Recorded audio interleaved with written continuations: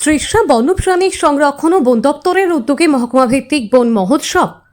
রাজনগর বিধানসভা তৃষ্ণা বন্যপ্রাণী সংরক্ষণ বন দপ্তরের উদ্যোগে মহকুমা ভিত্তিক বন মহোৎসব কর্মসূচি সংগঠিত করে শুক্রবার রাজনগর চোত্তাখোলা এলাকায় পিয়ারবাড়ি স্কুলে বিধায়িকা স্বপ্না মজুমদারের হাত দিয়ে বৃক্ষরোপণের মধ্য দিয়ে বন মহোৎসব সূচনা হয়। বন মহোৎসবের উদ্দেশ্য নিয়ে আলোচনা রাখতে গিয়ে তৃষ্ণা অভয়ারণ্য বন সংরক্ষক বিমল দাস বলেন, ভবিষ্যৎ প্রজন্মকে বাঁচিয়ে রাখতে গেলে বন মহোৎসব ও বৃক্ষরোপণ কর্মসূচি একান্ত প্রয়োজন। গাছ ছাড়া আমাদের পৃথিবী এবং পরিবেশকে বাঁচিয়ে রাখা সম্ভব নয়। একটি গাছ যেমন অক্সিজেন ছাড়ে, কার্বন ডাই অক্সাইড শোষণ করে, গাছের ডালপালায় পাখিদের আশ্রয়স্থল হয়, গাছের ফুল থেকে মৌমাছিরা মধু আরোহণ করে, গাছের ফল খেয়ে পশু পাখিরা বেঁচে থাকে। তাই পরিবেশ রক্ষায় গাছের প্রয়োজনীয়তা অপরিসীম।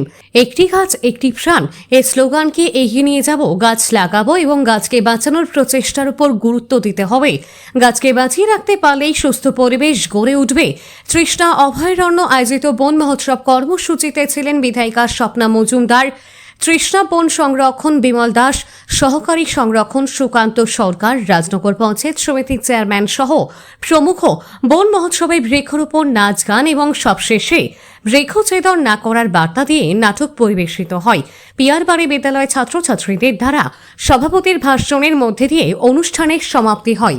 Bureau report, S Bharat live 24 hours.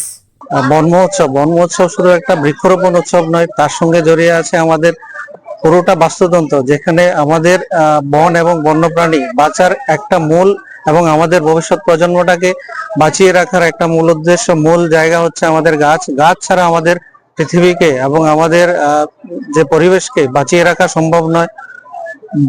একটি গাছ আমাদের শুধু আমাদের যে বলি আমাদের অক্সিজেন দেয়, শুধু অক্সিজেন দেয় না, গাছ আমাদের ভবিষ্যৎ প্রজন্মটাকে বাঁচিয়ে রাখে। আমাদের যেমন একটি গাছ থেকে আমরা অক্সিজেন পাই, আমাদের যে বায়ুমণ্ডলের কার্বন ডাই অক্সাইড সেটাকে শোষণ করে।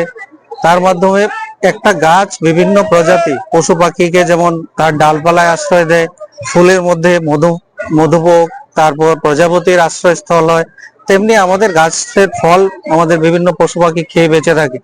তাছাড়াও আমরা আমাদের যে পরিবেশটাকে বাঁচিয়ে রাখছি, তাতে একমাত্র গাছের অনেকটা প্রয়োজনীয়তা আছে। একটা গাছ ছাড়া বা আমাদের যে পরিবেশ ছাড়া আমাদের জীবন এবং আমাদের ভবিষ্যৎ প্রজন্মকে চিন্তা ভাবনা করা সম্ভব নয়। তো আমি বলবো যে একটি গাছ একটি প্রাণ এবং যে স্লোগান আছে তাকে আমরা এগিয়ে নিয়ে যাব। গাছ লাগাবো এবং গাছকে বাঁচানোর প্রচেষ্টাটা বেশি হতে হবে লাগানোর থেকে। লাগাবো কিন্তু তাকে প্রচেষ্টা করবো যে যেন বাঁচিয়ে রাখতে পারি। যদি আমরা বাঁচিয়ে রাখতে পারি তাহলে আমাদের ভবিষ্যৎ প্রজন্মটা ভালো থাকবে এবং সুস্থ আমাদের একটা সমাজ পাবো, সুস্থ পরিবেশ পাবো।